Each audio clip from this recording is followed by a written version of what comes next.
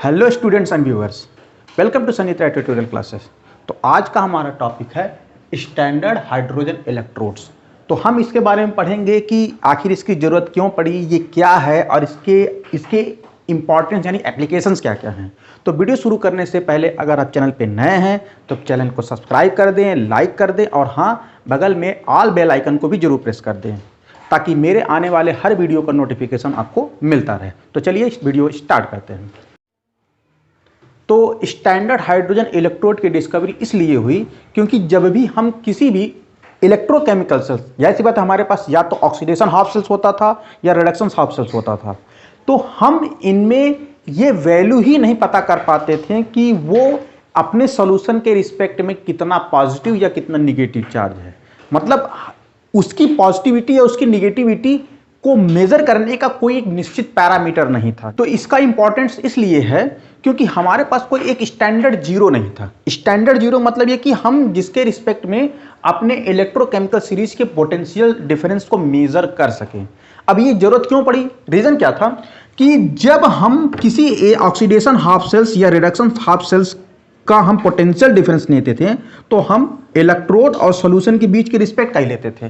तो या तो वो वैल्यू बहुत ज़्यादा पॉजिटिव आती थी या तो वो वैल्यू बहुत ज़्यादा निगेटिव आती थी। लेकिन इन दोनों के बीच का ऐसा कोई भी वो पॉइंट नहीं मिलता था जहां पर सॉल्यूशन के रिस्पेक्ट में किसी मेटल की इलेक्ट्रोनेगेटिविटी जीरो। क्योंकि अगर हमको वो स्टैंडर्ड जीरो मिल जाता तभी तो हम ये मेजर कर सकते थे कि मेरा कोई एक एलिमेंट का इलेक्ट्रोड पोटेंशियल उस जीरो के रिस्पेक्ट में कितना पॉजिटिव है या वो उस जीरो के रिस्पेक्ट में कितना निगेटिव है। तो चूंकि हर एलिमेंट की कुछ न कुछ, चाहे डेसिमल में या 0 पॉइंट समथिंग समथिंग के ही सही, लेकिन कोई ना कोई वैल्यू आ जाती थी। तो ऐसे कंडीशन में हमें एक इन रिएक्टिव स्टैंडर्ड इलेक्ट्रोड केमिकल नहीं मिल रहा था। तो उस कंडीशंस के लिए एक एजम्पशंस किया गया, एक सेटअप बनाया गया जहां पर हमको किसी ऐसे एलिमेंट को लेना था कि जो बहुत ही इजीली इलेक्ट्रॉन डोनेट करता हो और बहुत इजीली इलेक्ट्रॉन रिसीव करता हो। तो दुनिया में ऐसा कोई मेटल नहीं है।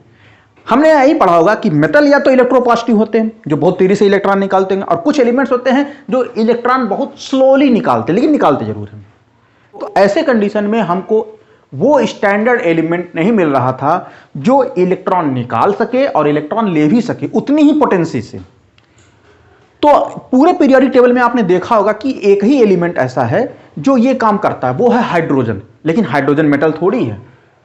तो साइंटिस्ट ने सोचा कि अगर हम हाइड्रोजन को ही एज ए मेटल के तौर पे यूज करें तब हमको ये पता चलेगा कि मेरा दूसरा एलिमेंट उसके रिस्पेक्ट में कितना पॉजिटिव या निगेटिव। तो ये सेटअप बनाने के लिए उन्होंने एक बड़ा सा पॉट लिया और उस पॉट में हाइड्रोजन आयन का कॉन्सेंट्रेशन 1 मोलर। तो सोचिए हाइड्रोजन आयन के कॉन्सेंट्रेशन को 1 मोलर बनाने के लिए उन्होंने लिया क्या था, उन्होंने लिया था HCl, hydrogen chloride, hydrochloric acids, जिसकी मोलरिटी कितनी थी, 1 मोल।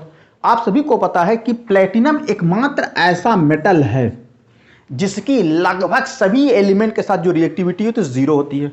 तो प्लेटिनम के प्लेट को प्लेटिनम के वायर से जोड़ करके इसको उस पानी के अंदर इलेक्ट्रिसिटी फ्लो की गई और यहां पर हाइड्रोजन गैस को इस पूरे चैम्बर के बराबर भर करके इसमें से डाला गया। तो ये एक एजम्पशन हुआ कि हाँ मान ली यहां पर हाइड्रोजन गैस की एक मोटी सी ट्यूब अंदर गई हुई है। जैसे आपने यहां पर देखा मेटल पूरी ट्यूब सोल्यूशन में गई है, इस नाते हाइड्रोजन आयन के सोल्यूशन में हाइड्रोजन गैस जा रही है। तो इसका फायदा क्या होता था कि जब हम पानी और पोटेंशियल के बीच में वो मेजर डिफरेंस मेजर करते थे तो हमको यहां पर वो वैल्यू न पॉजिटिव जाती थी न निगेटिव जाती थी बल्कि 0 होकर के रुकी रहती थी। तो इसको हम लोगों ने बना लिया कि हाइड्रोजन जो है जिसका स्टैंडर्ड हाइड्रोजन इलेक्ट्रोड पोटेंशियल 0 है। अब किसी भी एलिमेंट का हमको अगर इलेक्ट्रोड पोटेंशियल मेजर करना होता था तो हम स्टैंडर्ड हाइड्रोजन इलेक्ट्रोड को हम उसके रिस्पेक्ट में मेजर कर सकते थे। हम इसको कैथोड भी बना सकते थे और इसको एनोड भी बना सकते थे। अब हम ये जानेंगे कि स्टैंडर्ड हाइड्रोजन इलेक्ट्रोड किस प्रकार से वर्क करता है। तो ये पता चलेगा कि हाइड्रोजन के अंदर इलेक्ट्रॉन देने और लेने दोनों की टेंडेंसी होती है और यही वजह है कि उनका जो पोटेंशियल डिफरेंस आया वो 0 आया। तो हम उसको एज ए एनोड कि बहुत आसानी से इलेक्ट्रॉन दे सकते हैं, एज ए कैथोड कि वो तेजी से आसानी से इलेक्ट्रॉन रिसीव भी कर सकते हैं। तो देखिए कैसे, तो आप यहां पर देख रहे हैं कि सपोज दैट जिंक की ये जो वैल्यू है वो -0.76 कैसे आया। तो हुआ क्या था कि स्टैंडर्ड सॉल्यूशन लिया गया था जिंक का, और उसमें जिंक मेटल ले ली गई थी, और इस प्रकार से स्टैंडर्ड हाइड्रोजन इलेक्ट्रोड से इसको कनेक्ट कर दिया गया था। तो स्टैंडर्ड हाइड्रोजन इलेक्ट्रोड और जिंक के बीच में जितना पोटेंशियल डिफरेंस हुआ वो एब्सोल्यूट जीरो के रिस्पेक्ट में वो कितना गैल्वेनोमीटर आगे की तरफ बढ़ा। तो जब वो बढ़ा तो चूंकि ये वैल्यू निगेटिव में खसक रही थी, यानी यहां तो कितने माइनस की तरफ गया, तो ये गया -0.76। तो इन दोनों इलेक्ट्रोड का पोटेंशियल डिफरेंस कितना हो गया, 0.76 वोल्ट। तो इस प्रकार से जिंक का स्टैंडर्ड इलेक्ट्रोड पोटेंशियल निकाला गया। उसी प्रकार से अगर हम कॉपर का निकालना चाहें तो देखिए, कॉपर के निकालने से पहले अब मैं आपसे पूछता हूं कि जब जिंक हाइड्रोजन के रिस्पेक्ट में था तो जिंक के अंदर तो इलेक्ट्रॉन देने की टेंडेंसी थी ही बहुत जबरदस्त, और हाइड्रोजन की उस हिसाब से वो लेने की टेंडेंसी नहीं थी। लेकिन हाँ, इसकी देने की टेंडेंसी थी, तो इसने तो जबरदस्ती ये इलेक्ट्रॉन को रिसीव किया, और जब रिसीव किया तो यहां पर कैसे बिहेव कर रहा, वो कैथोड की तरह से। मैंने हमेशा बताया था कि कैथोड को हमेशा आप इसी साइड लिखते हैं।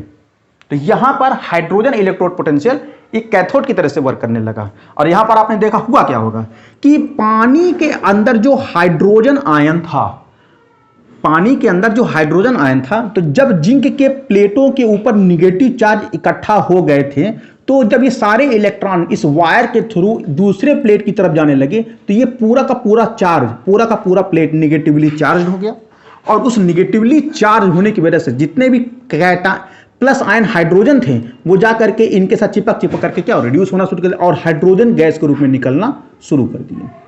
That's it. तो यहां पर वो कैथोड की तरह से वर्क कर रहा है।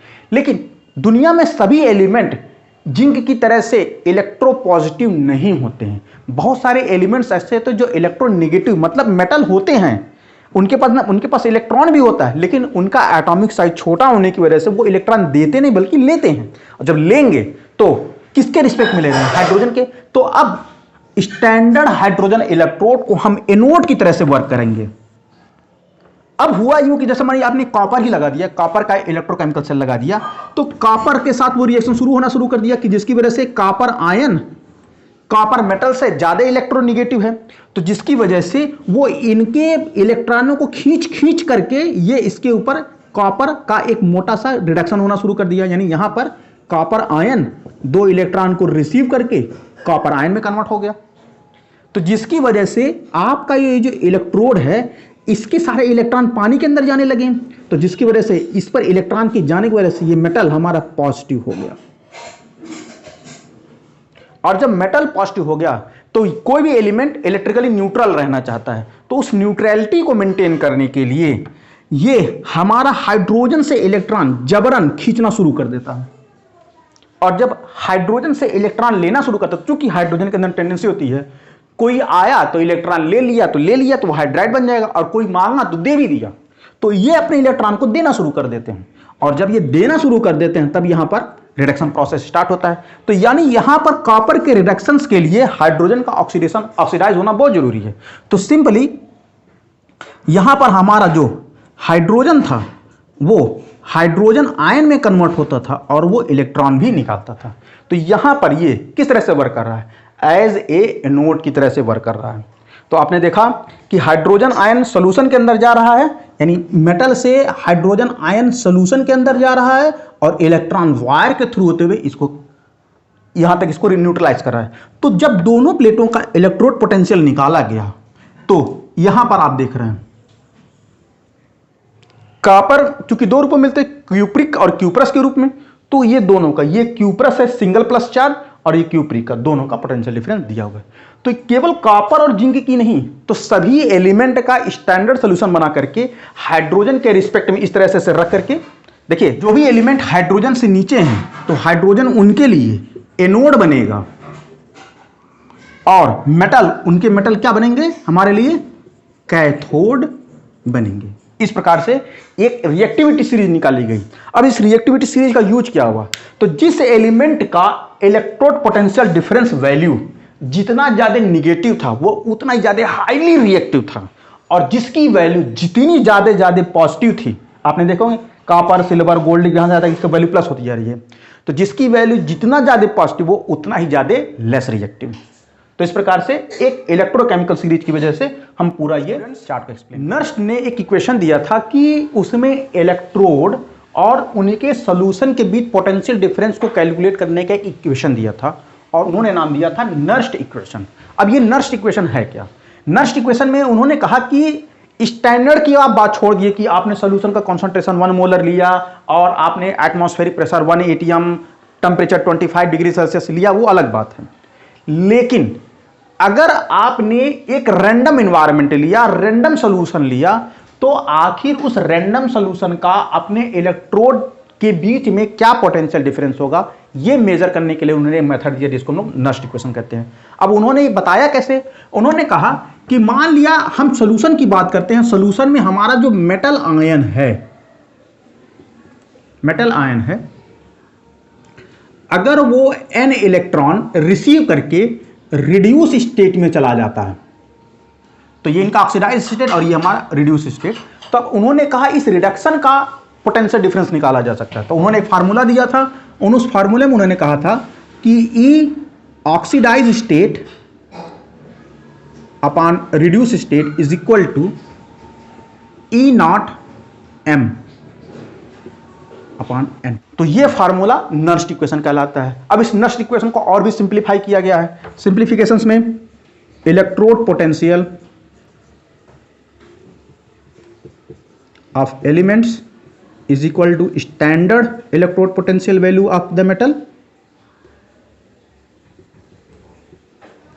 माइनस, अगर आप किसी भी इक्वेशन का जो लॉग की वैल्यू है उसको लॉग के बेस 10 पे कन्वर्ट करते हैं तो उसमें 2.303 से मल्टीप्लाई हो जाता है और ये हो जाता है RT अपॉन NF और ये हो जाता है लॉग के बेस 10 और फिर यहां पर हो जाता है reduce state upon oxidise state. किसी भी एलिमेंट का जो रिड्यूस स्टेट होता है एक्चुअल में उसका प्योर मेटेलिक फॉर्म होता है। तो अब ऐसे कंडीशन में अगर हम R टेम्परेचर इसकी भी वैल्यू सब स्टैंडर्ड मान लें कि अगर आपने R की वैल्यू 8.31 के आसपास जो आप जानते हैं और टेम्परेचर वही 298 केल्विन यानी 25 डिग्री सेल्सियस के आसपास और प्रेशर जो है वो 1 atm रखते हैं, तो देखिए R की वैल्यू, टेम्परेचर की वैल्यू और प्रेशर की वैल्यू, इसके साथ साथ आपको जो यहां पर F की वैल्यू है ये है फैरेड जिसकी वैल्यू होती है 96,500 कूलम, जो एक फिक्स वैल्यू होती है।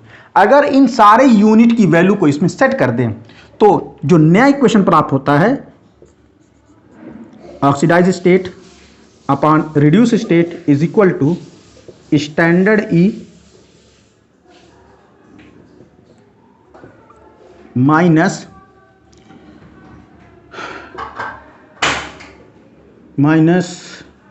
0.0591 अपॉन n और ये हो जाएगा लॉग के बेस 10। अब आप सभी जानते हैं कि ये ऑक्सीडाइज स्टेट मतलब सॉल्यूशन का कॉन्सेंट्रेशन और ये मेटल यानी मेटल का कॉन्सेंट्रेशन, और मेटल का कॉन्सेंट्रेशन नहीं निकलता क्योंकि वो यूनिट होता है, वो अपने आप में कंप्लीट होता है। तो इस नाते हम उसको 1 अपॉन ये वैल्यू ले लेते हैं कि नहीं लेते हैं, एक्टिव मास ऑफ m। तो आप ये वैल्यू भी लिख सकते हैं, ये भी नर्स्ट इक्वेशन है। अगर आप इस m की वैल्यू को ऊपर लेके जाएंगे तब ये log m हो जाएगा और यहां पर ये वैल्यू क्या हो जाएगी, पॉजिटिव। तो इस प्रकार से बच्चों ये हमारा नर्स्ट इक्वेशन है कि किसी भी रैंडम सॉल्यूशन को उनके इलेक्ट्रोड के बीच में क्या पोटेंशियल डिफरेंस क्रिएट होता है आप इस इक्वेशन से फाइंड आउट कर सकते हैं। तो स्टूडेंट्स अब हम लोग पढ़ेंगे कि नर्स्ट इक्वेशन से इक्विलिब्रियम कांस्टेंट को कैसे डिराइव किया जाता है। यानी हम लोग ये जानना चाहते हैं कि इक्विलिब्रियम कांस्टेंट Kc और नर्स्ट इक्वेशन यानी E नॉट सेल्स के बीच में क्या रिलेशंस हैं।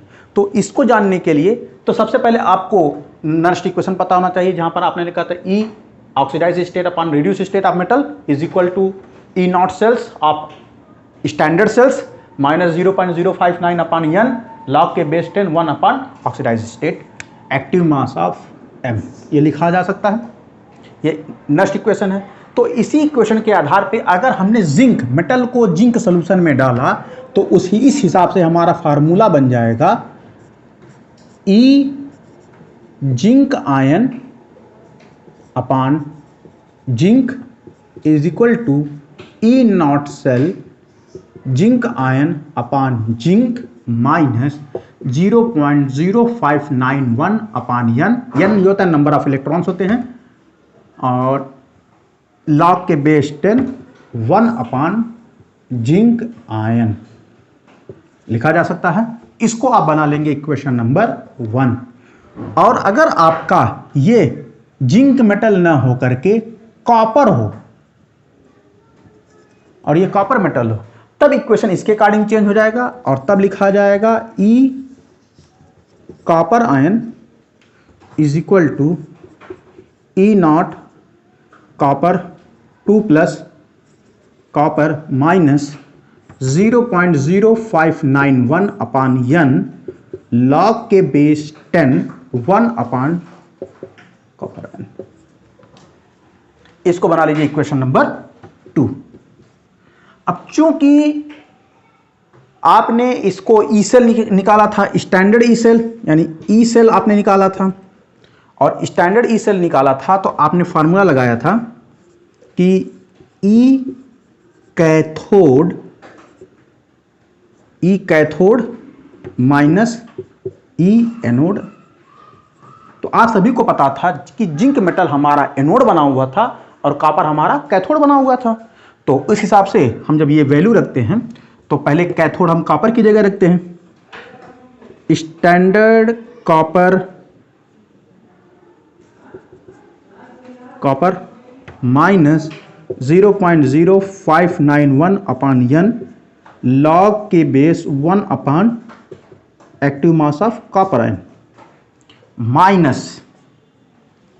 अब जब ये माइनस होगा तब ये माइनस पूरे में मल्टीप्लाई होगा, और जब ये मल्टीप्लाई होगा तो आप लिख सकते हैं ई नॉट जिंक अपान जिंक। अब ये हो जाएगा प्लस 0.0591 अपान एन लॉग के बेस 10 और अपान इसके नीचे हो जाएगा 1 अपान जिंक आयन। अब जब आप ये इक्वेशन लिख देते हैं तो आप यहां पे देखते हैं, यहां पर ये ई कॉपर और ये ई जिंक को एक साथ फाइंड आउट कर लीजिए, और जब आप इसको एक साथ लिखते हैं तो ये हो जाता है standard E copper ion upon copper minus standard E zinc ion upon zinc. आपने इसको अलग कर लिया तो आप देखेंगे क्या उस इक्वेशन में ये केवल इतनी वैल्यू कॉमन हो जाती है। तो जब ये कॉमन हो जाएगी तो माइनस सहित कॉमन ले लेंगे, और जब ये माइनस सहित कॉमन लेंगे तो माइनस 0.0591 अपान एन। तो ब्रैकेट में क्या बचेगा? ब्रैकेट में बचेगा log 1 upon copper ion minus, क्योंकि अब ये माइनस एन बाहर आ गया है तो माइनस 1 अपान जिंक आयन। तो स्टूडेंट्स आप देख रहे हैं कि यहां पर जब नीचे ये जो इक्वेशन जो निकला हुआ था, यहां पर कॉपर लॉग के साथ है, जिंक भी लॉग के साथ है, तो यहां पर लॉग ए माइनस बी का फार्मूला बन जाएगा। और जब ये ऐसा होगा तो जो हमारा ई सेल, क्योंकि यहां पे हमारा क्या निकला था? ई सेल था, तो E cell is equal to simply यहां पर ई नॉट सेल लिख सकते हैं। भाई जब दो सेल के इलेक्ट्रोड पोटेंशियल होते तो इनको ई सेल से एक्सप्रेस करता था, लेकिन जब दो स्टैंडर्ड इलेक्ट्रोड पोटेंशियल होंगे तो उनकी वैल्यू को स्टैंडर्ड ई सेल वैल्यू कहा जाएगा। माइनस अब यहां पर 0.0591 अपान एन ये बोला जाएगा, और साथ में चूंकि ये लॉग ए माइनस लॉग बी का फार्मूला बन जाएंगे, तो लॉग जिंक आयन अपान कॉपर आयन एक्टिव मास के साथ लिख दिए जाएंगे। ये हमने एक तरफ दिखाया था कि जिंक जो है वो जिंक आयन में कन्वर्ट हो रहा है और इलेक्ट्रॉन रिलीज कर रहा है, और कॉपर आयन जो है वो वही इलेक्ट्रॉन रिसीव करके कॉपर में रिड्यूस हो जा रहा है। तो जब दोनों का सेल रिएक्शन आप देखेंगे तो ये जिंक कॉपर आयन 2 इलेक्ट्रॉन के साथ, यहां पर जिंक आयन कॉपर के साथ और 2 इलेक्ट्रॉन के साथ, तो ये 2 इलेक्ट्रॉन कैंसिल हो जाएगा।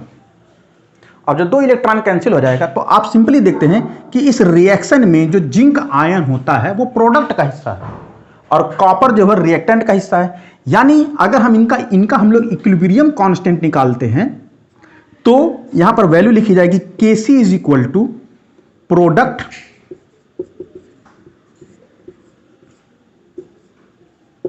अपॉन रिएक्टेंट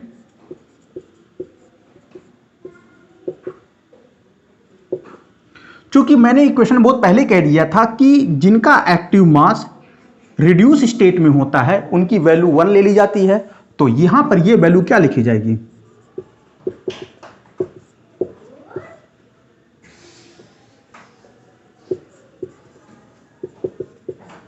ये लिखी जाएगी।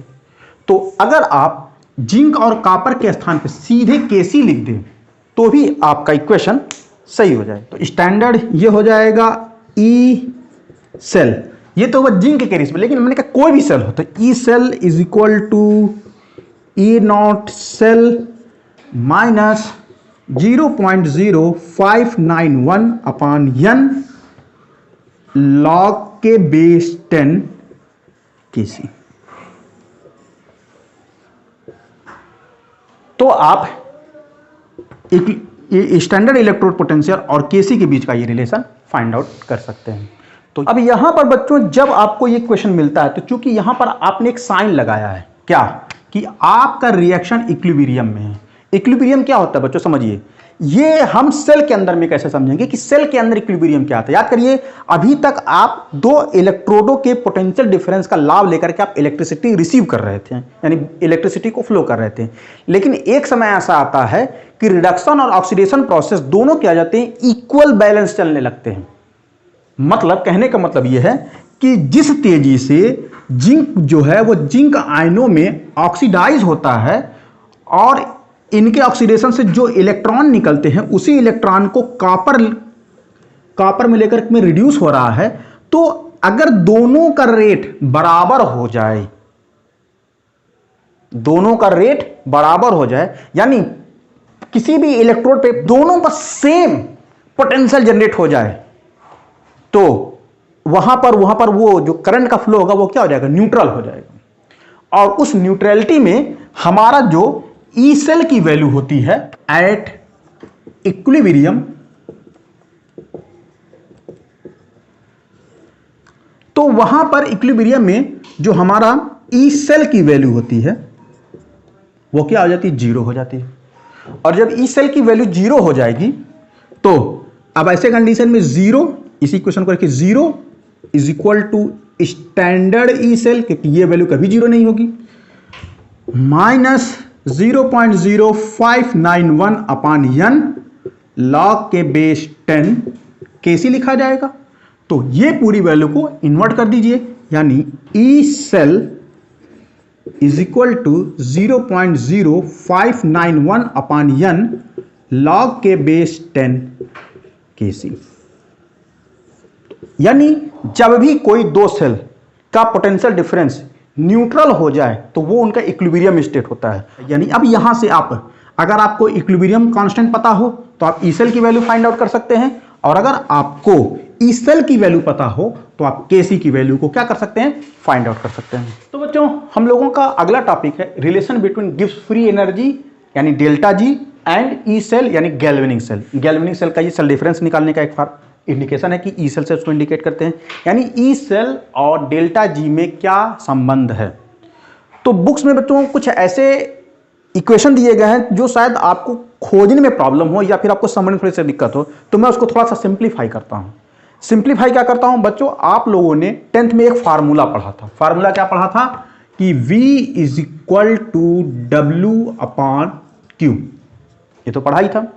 अब आप कहेंगे सर V क्या है, V आपने कहा था पोटेंशियल है। Potential work done upon charge, यानी किसी क्यू चार्ज को किसी इलेक्ट्रिकल फील्ड में ले जाने के लिए जितना वर्क करना पड़ता है उन्हीं के रेशियो को हम लोग क्या कहते हैं, पोटेंशियल डिफरेंस कहते हैं। यहां तक किसी बच्चे को मैंने कोई कंफ्यूजन नहीं। तो अब आप इसको W upon V into Q कह सकते हैं कि नहीं कह सकते हैं, बड़े आराम से कह सकते हैं। और अब आप बच्चों, मैं यहां से थोड़ा सा मैं चेंज करना चाहूंगा कि चूंकि अगर आप एक सेल ले रहे हो, मान लिया आपने एक वही निप्पो वाला बैटरी का सेल ले लिया, तो अगर मैं आपसे पूछूं इस सेल के कार्य करने की क्षमता कितना वर्क कर सकता है, तो आपने देखा होगा ये 1.5 वोल्ट लिखा होता है। तो 1.5 वोल्ट और ये इन सिरों से अगर आपने इसको किसी पोटेंशियल मीटर से मेजर किया और आप देख रहे हैं कि कितना चार्ज पर सेकंड निकाल रहा है, उनकी चार्ज की वैल्यू अगर आप फाइंड आउट कर लें तो आप बता सकते हैं कि इनसे कुल कितना कार्य यानी कितनी जूल एनर्जी मिलेगी। तो मैं इसी इक्वेशन को सिंप्लीफाई कर रहा हूं। आप सभी को पता है किसी भी सेल के दोनों सिरों का जो डिफरेंस होता है उसी को हम लोग वोल्ट कहते हैं। अब इसी वोल्ट को हम लोग ई से इंडिकेट करते हैं कि नहीं, यानी दो प्लेटों के बीच का जो पोटेंशियल डिफरेंस होता है उसी को हम लोग गैल्वेनिक सेल या पोटेंशियल डिफरेंस कहते हैं, जिसको हम लोग ई सेल से इंडिकेट कर सकते हैं। और इनटू क्यू, चूंकि बच्चों जब भी केमिस्ट्री में मान लिया अगर हम ये कहते हैं कि जिंक जो है जब वो जिंक आयन में कन्वर्ट होता है तो 2 इलेक्ट्रॉन निकालता है, तो एक्चुअल में ये 2 इलेक्ट्रॉन नहीं निकलते, चूंकि यहां पर आपने जिंक की जो वैल्यू ली है वो मोल में ली है, तो जिंक आयन भी मोल में बनेगा, तो इलेक्ट्रॉन भी कितना बनेगा, मोल में बनेगा, यानी कुल कितने मोल निकलेंगे, 2 इलेक्ट्रॉन। तो यहां पर 1 मोल इलेक्ट्रॉन की जो वैल्यू होती है वो 96,500 कूलाम होती है। तो इसको हम लोग क्यू की वैल्यू क्या लिखते हैं, एन ही लिखते हैं कि नहीं लिखते हैं, तो हम लोग इसको एन तो एन ही रहने दो और यहां पर लिख लीजिए, और जो चार्ज होगा वो कितना होगा 96,500। इसी को आपके बुक में एफ से इंडिकेट किया गया है, जिसको 1 फैरेड कहते हैं। यहां तक किसी बच्चे को कोई कंफ्यूजन नहीं है, तो मैं एक बार फिर से क्लीन कर देता हूं कि पोटेंशियल, यहां पर आप V को पोटेंशियल डिफरेंस कह लीजिए यानी ई सेल कह लीजिए, और यहां पर Q को NE कह सकते हैं, कोई कंफ्यूजन नहीं। और अगर ये चार्ज जिसका एक इलेक्ट्रॉन का चार्ज 1.6 इंटू 10⁻31 kg है, यानी E अगर ये 1 मोल के बराबर हो जाए तो इसकी चार्ज की वैल्यू 96,500 कूलाम होगी, और इसी को इंडिकेट किया जाता है किससे में, F से, यानी अगर एक इलेक्ट्रॉन का चार्ज 1 कूलाम हो जाए तो वो इतना होगा। तो हम E cell is equal to NF लिख सकते हैं कि नहीं लिख सकते, यानी हम NFE सेल किसकी वैल्यू, W, किसी सेल के कार्य करने की दर को कहते हैं। लेकिन अब क्वेश्चन ये है कि ये तो सेल को अगर हम यूज करेंगे तब ये इतनी एनर्जी खर्च करेगा, लेकिन आपने देखा होगा कि गिब्स की फ्री एनर्जी सेल को यूज करने पे नहीं बल्कि सेल को न यूज करने पर कैलकुलेट की जाती है। मतलब कोई सेल, आपने देखा होगा दुनिया में हर चीज की अपनी एक एक्सपायरी डेट होती है, तो यही सेल अगर आप यूज करेंगे तब तो ये इतना उनका कार्य करने की दर होगा, लेकिन नहीं भी यूज करेंगे तो भी ये सेल धीरे धीरे करते हुए इतनी एनर्जी खर्च करके खराब हो जाएगी। यानी जब सिस्टम कोई भी रिएक्शन स्पॉन्टेनियस होता है और स्पॉन्टेनियस होते हुए चला जा करके एक न्यूट्रल स्टेट को गेन कर लेता है, तो उसी एनर्जी जो एनर्जी रिलीज होती है ड्यूरिंग दिस प्रोसेस उसी को हम लोग गिब्स फ्री एनर्जी कहते हैं। तो यानी अगर वर्क किया पॉजिटिव में तो इतनी एनर्जी हमको प्लस मिलेगी, किसी सिस्टम के द्वारा विड्रॉन की जाएगी, और अगर सिस्टम ही ये एनर्जी निकाल दे तो सिस्टम एनर्जी की कमी हो रही है कि नहीं कमी हो रही है, तो यहां पर उसको हम -W कहेंगे, और इसी -W को हम लोग डेल्टा G कहते हैं। यानी यहां पर डेल्टा G की वैल्यू जब निगेटिव में कैलकुलेट करेंगे -NFE0 सेल, तो इसी को हम लोग कहते हैं गिब्स फ्री एनर्जी। तो ये गिब्स फ्री एनर्जी और ई सेल में ये रिलेशन होता है। अगर यहां पे सेल की वैल्यू स्टैंडर्ड वैल्यू ले ली जाती तो यहां पे स्टैंडर्ड कर दीजिएगा। ये वीडियो कैसा लगा कमेंट बॉक्स में कमेंट करके जरूर बताइए, लाइक शेयर सब्सक्राइब जरूर करिए ताकि मेरे आने वाले हर वीडियो की पहली नोटिफिकेशन आप तक पहुंच जाए।